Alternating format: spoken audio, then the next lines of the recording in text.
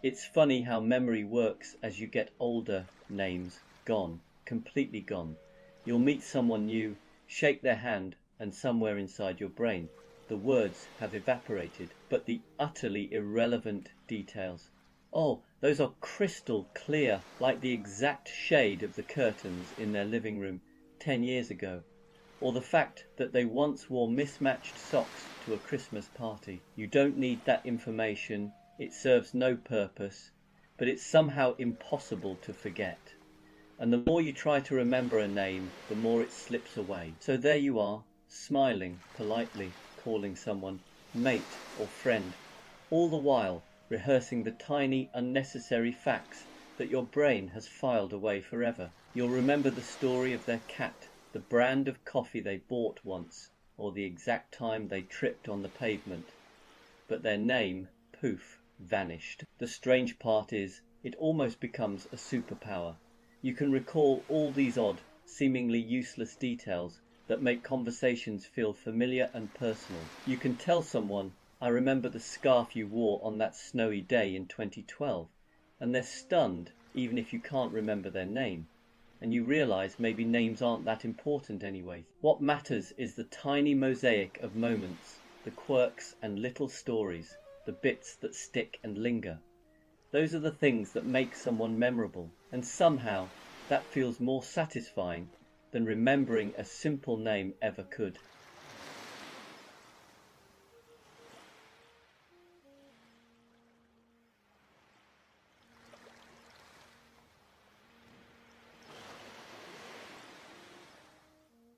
Do you catch yourself overthinking the simplest things? You start out with something tiny, choosing a sandwich, replying to a message, deciding whether to leave the house now or in 5 minutes. And before you know it, you're deep in analysis, weighing options that don't really exist. You stand there genuinely considering all the possible outcomes, as if the future depends on whether you choose white bread or brown.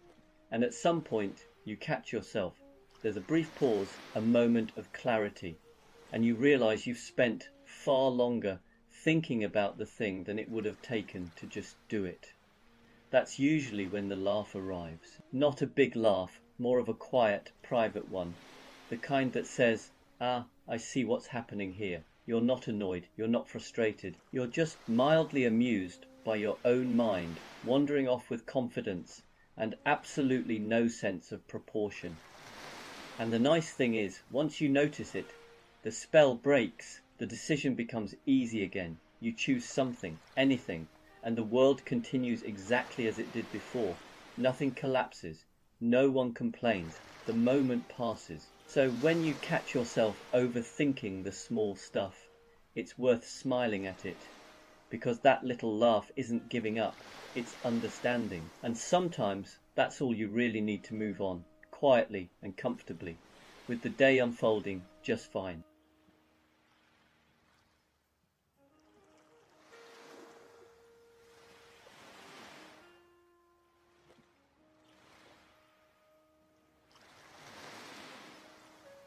There's a moment in life when bedtime quietly shifts. No announcement, no discussion, no dramatic decision. It just happens earlier than you expect. One day you're someone who stays up late because you can, and the next you're glancing at the clock and thinking, well, that's probably enough for today. What's interesting is how reasonable it feels. There's no rebellion, no sense of missing out. You're not tired in a dramatic way, you're just done. The day has had its say, and you've listened politely. Even the idea of staying up feels like unnecessary effort, like insisting on dessert when you're already perfectly content. You start planning evenings differently without quite realizing it. Films get paused halfway through with the calm confidence that they'll still exist tomorrow. Books fall gently onto the bedside table instead of being finished. There's a quiet satisfaction in knowing you don't have to push yourself anymore. You've earned the right to stop. And the best part is the morning, waking up earlier, doesn't feel like punishment. It feels spacious. There's time for tea, for sitting quietly, for easing into the day without rushing. You realize that the earlier bedtime wasn't about getting older. It was about choosing peace over resistance. So when you find yourself heading to bed earlier than you once would have, don't fight it. You're not missing anything. You're simply listening to a quieter rhythm. Now, and honestly, it's a rather pleasant one to fall asleep to.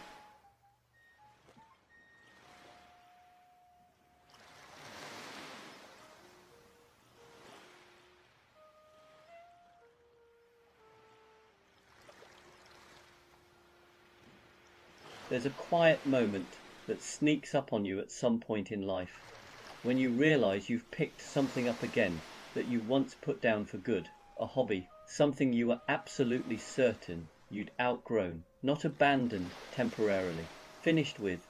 Maybe it's an old book or a bit of music you haven't listened to in years. Maybe it's something you haven't even thought about for decades. You don't make a big decision about it. You just find yourself doing it, almost by accident, and wondering why you ever stopped. What's different now is the pace. You're not trying to be good at it. You're not trying to turn it into anything. You're just enjoying the shape of it, the familiarity, the feeling of your hands remembering what to do before your head catches up. It's strangely comforting, like meeting an old friend and realizing you don't need to impress each other anymore. And there's no urgency, no sense that it has to lead anywhere. If anything, the joy comes from knowing it doesn't. You can put it down again tomorrow and pick it up next month, and it'll still be there, patient, unbothered. It's a small reminder that not everything in life needs to move forward.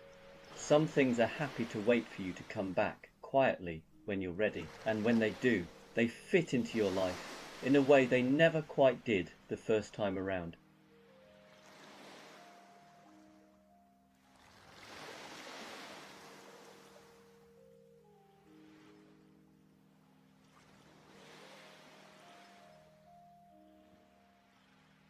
Weekends used to arrive with a bit of drama. There was anticipation, plans, a sense that something had to happen. At some point, though, the rhythm changes quietly, without announcement, and weekends become something else entirely. You still notice Friday, of course, but instead of excitement, it's more like relief, a gentle exhale. The weekend isn't a blank canvas anymore. It's a softer version of the week, familiar, predictable, comforting. Saturday mornings arrive earlier than they used to, often without effort. You wake up naturally sometimes before the alarm, and there's a brief moment of confusion before you remember there's nowhere you have to be, and somehow that's better than sleeping in ever was. You find yourself doing small, unremarkable things, a bit of tidying, a slow cup of tea, maybe a walk that has no real destination. There's no rush to make the most of it. The enjoyment is quieter now, tucked into the spaces between tasks, and then Sunday comes along carrying that familiar feeling that used to mean dread. But even that softens with time. It becomes more about easing into the week than resisting it. You prepare gently, you put things in their place, you wind down without fighting the clock. Nothing about weekends is worse. They're just different, less loud, less ambitious, more forgiving. And somewhere along the way, you realize this new rhythm suits you perfectly. It's not about escaping life anymore. It's about settling comfortably into it.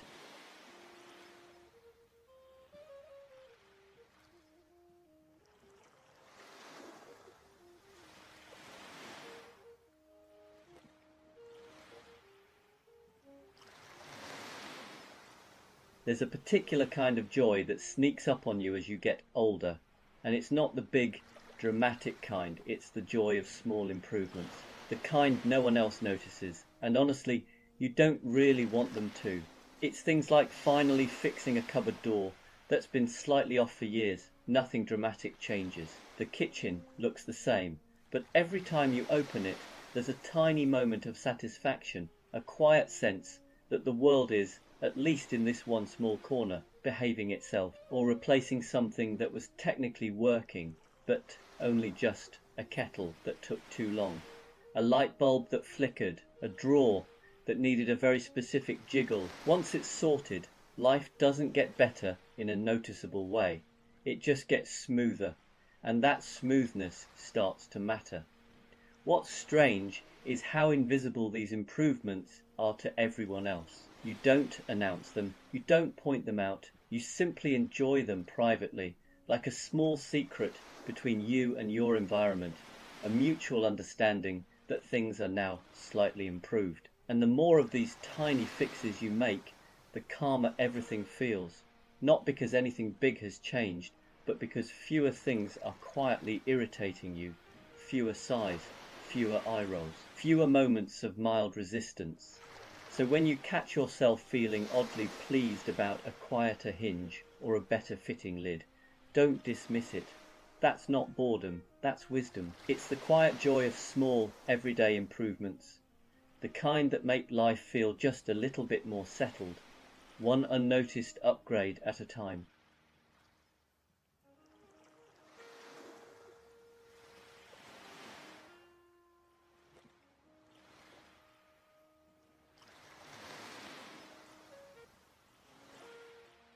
So there's this thing that happens when you get a bit older. Maybe it's subtle at first, or maybe you don't notice until one day it hits you. Every room you go into suddenly seems to have a chair that's yours, not literally yours, of course, but somehow it's the one you gravitate to. You walk into the living room, and there it is. The cushions are slightly too soft, the angle of the backrest just right. You settle in, and immediately everything else feels wrong. The sofa too wide, the other chair too upright. Somehow this chair gets you, then the kitchen, same thing. There's a seat that calls to you, maybe by the window or near the radiator. You don't choose it consciously, you just end up there, day after day. It's like the universe quietly assigned it to you, and you're too polite to say no. The funny part is, no one else notices. Friends sit down, shrug, shuffle uncomfortably, but the chair remains your chair. You try sitting somewhere else just for a change. It's okay for a minute or two, but eventually you're back in the chair that fits your body, your rhythm, your slightly creaky knees. And the real kicker, you start noticing it everywhere. When you visit your parents, the same chair phenomenon exists. Hotels, pubs, even friends' houses. There's always one chair that somehow makes sense.